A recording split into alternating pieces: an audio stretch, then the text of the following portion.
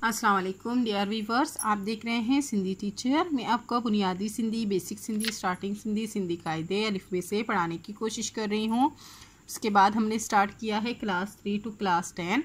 रोज़ाना एक चैप्टर पढ़ेंगे, उसका मुकम्मल उर्दू तर्जुमा करेंगे। उसमें जो भी एक्सरसाइजेस होंगे, क्वेश्चन आंसर, अल्फाज मायने, अल्फाज जुमले जो भी होंगे वो भी साथ साथ में सॉल्व करते जाएंगे। इसी तरह हमने क्लास 3, क्लास 4, क्लास 5, क्लास 6 तरतीब से कंप्लीट कर दिए हैं। इन क्लासेस के अलग से प्लेलिस्ट बने हुए हैं, आप अपनी क्लास के मुताबिक जाके पढ़ सकते हैं। उसके बाद स्टार्ट है क्लास 7 तरतीब से। पिछली वीडियो में हमने सिंधी की बुक क्लास 7 में चैप्टर 10 कंप्लीट कर दिया था। आज हम पढ़ेंगे चैप्टर 11, जिसे सिंधी में सबक या रहून पढ़ते हैं। शुरू करते हैं बिस्मिल्लाहिर्रहमानिर्रहीम। आज हमारे पास चैप्टर का टाइटल है इब्ने बतूता जो सिंध जो सफ़र। इब्ने बतूता का सिंध का सफ़र। यहाँ पे जो और जो का मतलब होता है काफ अलिफ का। इब्ने बतूता एक मुसलमान सयाह थे, उनके बारे में पढ़ेंगे। उनका सिंध का सफ़र कैसा था। मशहूर मुसलमान सैलानी शेख अबू अब्दुल्ला इब्ने बतूता मराकश के तन शहर में जाओ हो। मशहूर मुसलमान सयाह शेख अबू अब्दुल्ला इब्ने बतूता मराकश के तंज शहर में पैदा हुए। सैलानी का मतलब होता है सयाह। मराकश जो है एक मुल्क है, उसके तंज शहर में पैदा हुए। तंज जो है शहर का नाम है। जाओ हो का मतलब होता है पैदा होना। हुन सालन जस साल दुनिया जे मुख्तलिफ मुल्कन जो सैर कयो। उन्होंने जो है सालों साल दुनिया के मुख्तलिफ मुल्कों की सैर की। सफ़र दौरान उन्हनि मुल्कनि जी तारीख़। सफ़र के दौरान उन्होंने उस मुल्क की तारीख़, जिस मुल्क में सफ़र करते थे उस मुल्क की तारीख़ को वो पढ़ते थे। जोग्राफ़ी ऐं उते जे माण्हुनि जी रीत रस्मनि ऐं रहणी करणी जो सफ़रनामो लिखी आए। जब वो जिस मुल्क में सफ़र करते थे तो उस मुल्क की तारीख़ को वो जानते थे, यानी कि वो पढ़ते थे उसके बारे में, फिर उसके बारे में वो लिखते थे। जोग्राफियाई को भी, और वहाँ के लोगों के रस्म व रवाज और रहन सहन का सफ़रनामा लिखते थे। यानी कि जिस मुल्क में वो सफ़र करते थे तो वहाँ का पूरा बायोडेटा वो फिर लिख भी लेते थे, वहाँ के लोगों के बारे में, वहाँ की तारीख़ के बारे में, रहने सहने के बारे में। उते जे मानू का मतलब होता है वहाँ के लोगों। रीतन रस्मन का मतलब होता है रस्म व रवाज। रहनी करनी का मतलब होता है रहन सहन। सफ़रनामो लिखे आए, सफ़रनामा लिखते थे। इब्ने बतूता सिंध मां आयो हो। इब्ने बतूता सिंध में भी आए थे। हुन जे लिखल सफ़रनामे में सिंध बाबत पण कुछ अहवाल ॾिनल आहिनि। उनके लिखे हुए सफ़रनामे में सिंध के बारे में भी कुछ अहवाल बताया गया है। कुछ अहवाल बताया गया है। सिंध बाबत का मतलब होता है सिंध के बारे में। पढ़ का मतलब होता है बेहे छुट्टिए बी। ओहो अहवाल आए तो मुख्तसर, वो अहवाल है तो मुख्तसर। पर तारीख़ी लिहाज का इन मां वॾी अहमियत इन जे वॾी अहमियत आहे। पर तारीख़ी लिहाज से उसको जो है बड़ी अहमियत हासिल है, उसकी बड़ी अहमियत है। फिर से पढ़ेंगे। पर तारीख़ी लिहाज का उन जी वड्डी अहमियत आई। पर तारीख़ी लिहाज से उसकी बड़ी अहमियत है। वड्डी अहमियत का मतलब होता है बड़ी अहमियत है। ओहो लिखे तो था तारीख़ पहरीन मुहर्रम सन 1734 हिजरी माँ। वो लिखते हैं कि पहली तारीख़ को, मुहर्रम के महीने की पहली तारीख़ को, और सन जो है 734 हिजरी में। वो बता रहे हैं कि कौन सा टाइम था, कौन सा दिन था और कौन सी तारीख़ थी, कौन सा सन चल रहा था, वो ये लिख रहे हैं पहले। असां जो सिंधु दरिया माँ गुज़रत्यो। हमारा दरियाए सिंध से गुज़रना हुआ। इब्ने बतूता लिखते हैं कि मुहर्रम की पहली तारीख़ को और 734 हिजरी में हमारा जो है गुज़रना दरियाए सिंध से हुआ। सिंधु दरिया का मतलब होता है दरियाए सिंध। गुज़रत्यो का मतलब होता है गुज़रना हुआ। हिन दरिया जो शुमार वड्डे दरियान मां थे थो। इस दरिया का शुमार बड़े दरियाओं में होता है। वडन दरियाओं का मतलब होता है बड़े दरियाओं। गर्मी जे मौसम में हिन जो खूब छाड़ ईंदो आहे। गर्मी के मौसम में इसमें खूब तुग़यानी आती है। छाड़ का मतलब होता है तुग़यानी। सिंध जे पोख जो दारो मदार इन्हीं दरिया ते आहे। सिंध की ज़रात का दारो मदार इस ही दरिया पर है। पोख का मतलब होता है ज़रात, खेती बाड़ी। सुल्तान मोहम्मद शाह तगलुक जी हुकूमत हिता का शुरू थी। उस वक्त जो है सुल्तान मोहम्मद शाह तगलुक की हुकूमत थी। तो वो कह रहे हैं कि कहाँ से शुरू थी। सुल्तान मोहम्मद शाह तगलुक की हुकूमत यहाँ से शुरू होती है, मतलब कि दरियाए सिंध से उस वक्त सुल्तान मोहम्मद शाह तगलुक की हुकूमत शुरू होती थी। हिता का मतलब होता है यहाँ। हिते असां के बादशाह जा खबर रसा मिलिया। यहाँ हमें बादशाह के मुखबर मिले। मुखबर उसको कहते हैं जो मतलब ख़बर पहुँचाता है बादशाह पर या किसी बादशाह तक, या फिर किसी ने जो उनको रखा होता है ख़बर पहुँचाने के लिए उन तक, उसको मुखबर कहते हैं। मुखबर मिले जिन असां जे आमद जी ख़बर, जिन्होंने हमारे आमद की इत्तला। जिन्होंने, जिन असां का मतलब होता है जिन्होंने हमारी आमद की खबर। असां जी आमद का मतलब होता है हमारी आमद की खबर, हमारे आमद की इत्तला, खबर कहते हैं इत्तला को। मुल्तान जे अमीर कुतुबुल मुल्क के दिनी। मुल्तान के अमीर कुतुबुल मलिक को दी। दिनी का मतलब होता है दाल छुटिए दी। जेको उन वक्त सेवण में रहल हो, जो उस वक्त सेवण में रहते थे।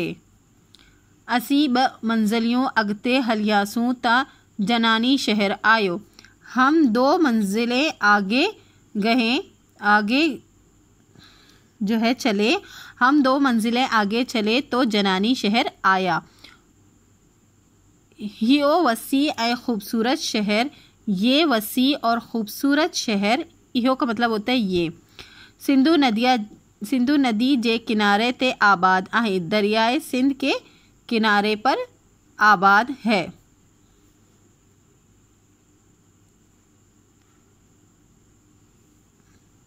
हिन मां सामरा कौम जा माण्हू रहन था। यहाँ पर सामरा कौम के लोग रहते थे। जेकी हिते जा कदीम रहाकू आहिन, जो यहाँ के कदीम बाशिंदे हैं। रहाकू का मतलब होता है बाशिंदे हैं, रहने वाले हैं। सामरा एक कौम का नाम है। जनानी का पोए असी सेवण पहुँतासूं। जनानी के बाद, पोए का मतलब होता है बाद। हम सेवण पहुँचे। असी का मतलब होता है हम सेवण पहुँचे। वहाँ से वो फिर सेवण पहुँच गए।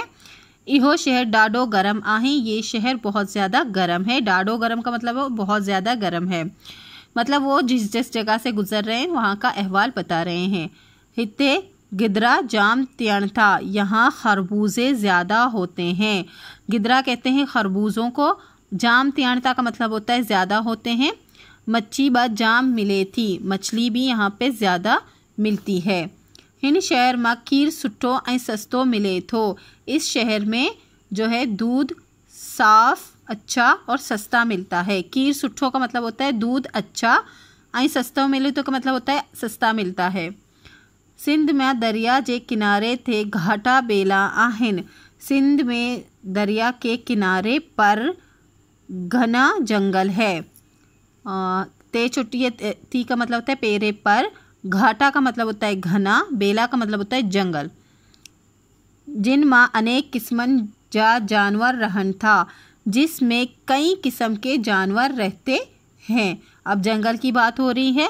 अनेक का मतलब होता है कई किस्म के जानवर रहते हैं। रस्ते ते हलंदी मो हिक गेंडो डिठो। रास्ते पर चलते हुए मैंने एक गेंडा देखा। रास्ते ते हलंदी का मतलब होता है रास्ते पर चलते। मोहिक मैंने एक गेंडा देखा। इहो जानवर हाथी का तोरो नंडो थे। तो ये जानवर जो है, इहो का मतलब होता है ये जानवर हाथी से थोड़ा छोटा होता है। अब उसके बारे में बता रहे हैं कैसा होता है। हाथी का मतलब हाथी होता है, कां का मतलब होता है से, तोरो नंडो मतलब तोड़ा छोटा, थे थी को मतलब होता है हिन जे मत्ते ते भिनी अखियन जे विच माँ, इसके सर पर दोनों आँखों के बीच में, मत्ते का मतलब होता है सर, ते का मतलब होता है पर, दोनों, भिनी का मतलब होता है दोनों, अखियन का मतलब होता है आँखों, के विच में का मतलब होता है कि बीच में, विच का मतलब होता है बीच, मतलब वो कह रहे हैं कि वो किस किस्म का था। आप बता रहे हैं कि उसके सर पर दोनों आँखों के बीच में हिक सिंग तींदो आहें, एक सींग जो है होती है, दोनों आँखों के बीच में एक सींग होती है। इस जानवर के बारे में बता रहे हैं जो कि गेंडा है। सिंधु नदी जे छोड़ वट लाहरी बंदर आहें, दरियाए सिंध के जो है ख़त्म होने पर लाहरी बंदर है। चोड़वट मतलब ख़त्म होने पर जो है लाहरी बंदर आता है। इहो शहर व्यापार जो वड्डो मरकज़ आहे, ये शहर तिजारत का बड़ा मरकज़ है। व्यापार कहते हैं तिजारत को। वड्डो मरकज़ का मतलब होता है बड़ा मरकज़। हिते बाहिरा इंदर माल ते 60 लाख दीनार, यहाँ पर जो है बाहर से आने वाले सामान पर, माल पर 60 लाख दीनार का मतलब होता है 60 लाख दीनार। सालियानो महसूल उगड़े थो, सालाना जो है टैक्स वसूल होता है, या लगता है या वसूल होता है। फिर से पढ़ेंगे, ये यहाँ बाहर से आने वाले माल पर 60 लाख दीनार सालाना जो है टैक्स वसूल होता है, यह लगता है। मुँह के ओह बंदर उते जो गवर्नर सा गडजी डिसण जो मौको मिलियो, मुझे वो बंदर जो है, वो जगह जो है, लाहरी बंदर जो है, वहाँ के गवर्नर के साथ, गवर्नर के हमरा देखने का मौका मिला। वो बड़े आदमी थे तो वहाँ के गवर्नर के साथ ही जाकर उन्होंने वो बंदर देखा, लाहरी बंदर वो देखा, वो जगह देखी। वो अपने बारे में बता रहे हैं। लहरी बंदर का पोए मुँह बकर जो रुख क्या कयो, लहरी बंदर के बाद मैंने बक्कर शहर का रुख किया। पोए का मतलब होता है बाद में। इहो बाही खूबसूरत शहर आहे, ये भी एक खूबसूरत शहर है। हिते मुंजी मुलाकात इमाम अब्दुल्ला हनफी एन शहर जे काजी, यहाँ मेरी मुलाकात इमाम अब्दुल्ला हनफी और शहर के काजी अबू अनीफ़ा साथी, अबू अनीफ़ा के साथ हुई। साथी का मतलब होता है कि साथ हुई। इन शहर माँ कुछ दिन तरसे, इस शहर में कुछ दिन रहकर, तरसे का मतलब होता है रहकर या गुजार कर। दिया का मतलब होता है दिन। असा मुल्तान डाइन रवाना त्यासू, हम मुल्तान की तरफ रवाना हुए। ढाइन का मतलब होता है की तरफ, रवाना का रवाना ही मतलब होता है, त्यासू का मतलब होता है हुए।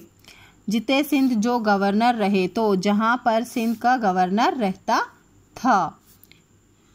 हेटेन सवालन जा जवाब दियो। 3 सवाल हैं, इनके जवाब देने हैं। हेटेन लफ्ज़न में मुनासिब लफ्ज़ छोड़े खालपुरी हो, ये खाली जगह हैं, यहाँ से लफ्ज़ देख के भरने हैं।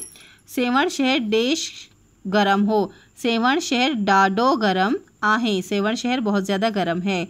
हिते सुल्तान मोहम्मद शाह तगलुक जी देश शुरू थी, यहाँ से सुल्तान मोहम्मद शाह तगलुक की हुकूमत शुरू होती है। सिंधु नदी जी छोड़ वट लाहरी देश आहे, सिंधु नदी के ख़त्म होने पर लाहरी बंदर है। गर्मी जे मौसम में सिंधु दरिया में पानी जो देश ते थो, गर्मी के मौसम में सिंधु दरिया में पानी का छाड़ होता है, यानी कि पानी की तुगयानी होती है, पानी में तुगयानी होती है। बस यही करने हैं बुक में, कॉपी में, सॉरी। इब्ने बतूता कित्ते जाओ हो, इब्ने बतूता मराकश जे शहर तंज में जाओ हो। इब्ने बतूता कहाँ पैदा हुए? इब्ने बतूता मराकश के शहर तंज में पैदा हुए।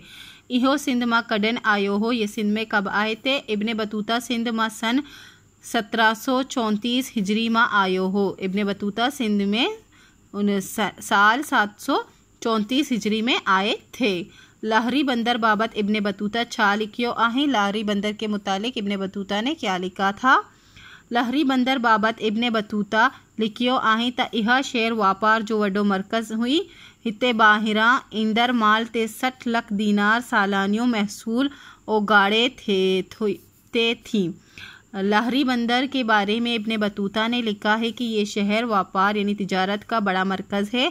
यहाँ बाहर से आने वाले माल पर 60 लाख दीनार सालाना महसूल यानी टैक्स वसूल किया जाता है। इसी के साथ ये चैप्टर कंप्लीट हो गई है। उम्मीद है आपको अच्छे से समझ आ गई होगी। नेक्स्ट वीडियो में नेक्स्ट चैप्टर पढ़ेंगे। अगर आपको मेरी वीडियो से हेल्प मिलती हो तो please like share and subscribe कीजिएगा। दोस्तों और क्लासमेट के साथ शेयर ज़रूर कीजिएगा। अल्लाह हाफिज़।